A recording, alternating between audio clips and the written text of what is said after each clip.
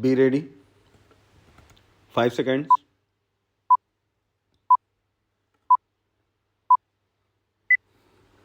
Start. Mr. Vice Chairman, I wish the matter had not come up for discussion in this House in the form in which it has come, because we will be discussing it appears the same subject more or less piecemeal in connection with the other two bills as well.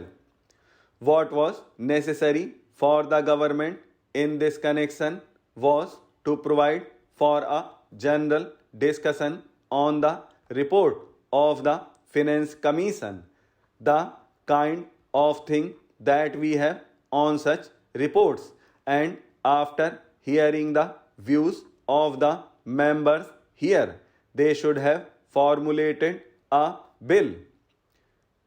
Even if they had formulated the bill earlier, the bill should have been preceded by a discussion on the report. It would then have given us an opportunity of dealing with this rather important subject in our public finance and indeed in our national life. But now we are asked to treat this matter piecemeal and deal with the bill as it comes separately. I say, sir, this would not seem very fair. It is true that we have had two other reports of the Finance Commission and that we have had certain opportunities of discussing the issues raised by the Finance Commission on previous occasions. But that should not have precluded a thorough discussion of the third report, more especially after the experience of the two 5-year plans and generally also after the experience of the states in the matter of public finance and as regards relations between the states and the center. All I can say is that the government does not understand the magnitude of the problem or the urgency or the seriousness of the issues involved. It is possibly because they think that all the state governments are under their control and that the state governments would toe the line, whatever is laid down from here. Suppose, sir, today a number of states had been outside the control of the same party which controls the central government. Problems would have become acute because conflicts between the state governments controlled by certain other parties and those controlled by the Congress party, which controls the central government, would have arisen sharply, calling for a thorough discussion and mutual consultation in a different way. Once they can get past whatever they like, and also once it is passed, the states will more or less accept without any protest the dispensation of the center. Now that the bill is before us, we have to speak on this subject rather on the general themes. Yet I would like to make certain general observations in this connection because the basis of the bill is the report of the Third Finance Commission. This is a long-standing issue facing the public finance of the country.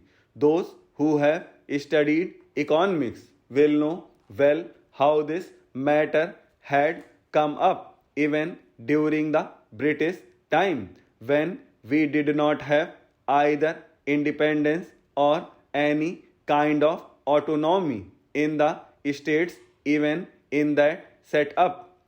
Even at that time, the state governments functioning under the British felt that something should be done with regard to adjustment of finances, especially in regard to the relations between the center and the states.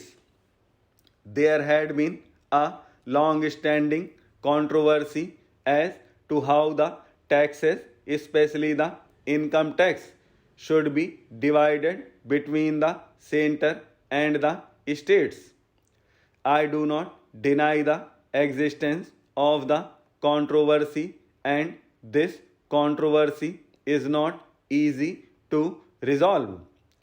I entirely agree, but I should have thought that the Third Finance Commission should be tried to face the problems before it, not more or less in a routine manner, but in the context of the new things, not only as they are today, but as they are going to shape in the coming future. We have got what is called a quasi-federal constitution. I do not say federal constitution, although the spirit is there, but a quasi-federal constitution because most of the powers, many of the powers that should remain with the states are now in the hands of the central government. Therefore, in that way, it is more unitary in character than federal. At the same time, structurally speaking, we have got the state assemblies, legislatures, state budgets, and so on. They function more or less in the same way.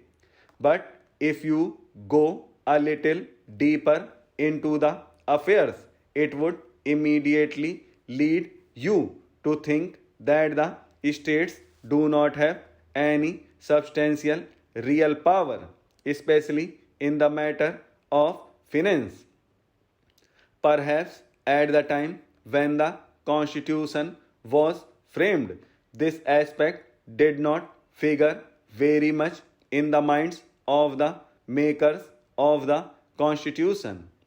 We had just become free, and the concept of welding India into a solid nation was uppermost in the minds of those people who framed the Constitution and all others as well. In that background, it was quite understandable that it should be the dominant thought as to how to put the different segments of our country into a whole, namely the Indian Union.